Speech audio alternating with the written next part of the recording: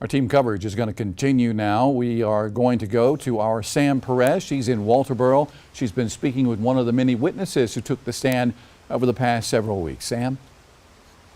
Yes, JR, 29 days later, and we finally have a resolution in this trial. We know that defendant Alex-Murdaugh will spend life in prison for the murders of his wife Maggie and his son Paul. Justice will always prevail. It'll find you. You can't outrun it. Alex couldn't outrun it.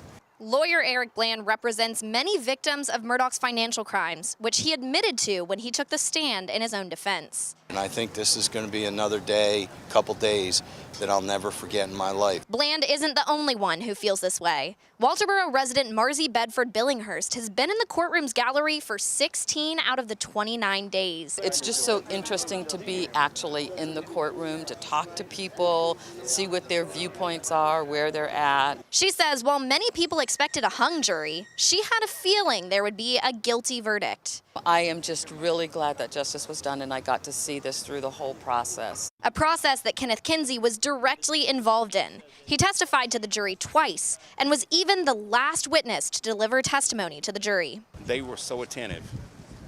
Mask, black, white, male, female, they were so attentive. I really felt the support from those men and women.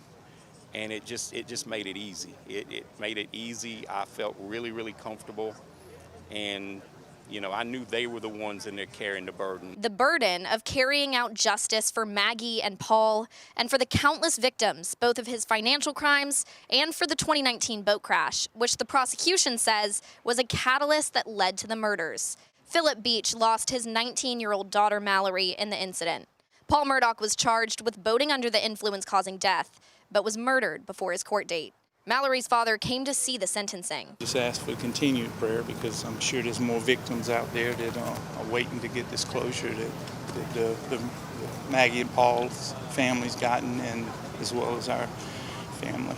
The Beach family is represented by lawyer Mark Tinsley, who testified to jurors about the pressure he was putting on Murdaugh to expose his financial crimes right before the murders, which Murdaugh is still set to go to trial for. This case, these issues have had their own momentum for so long. I think that this is just the tip of the iceberg, as Creighton Waters said. I think they're going to continue to see a lot of justice for a lot of people. I hope so anyway.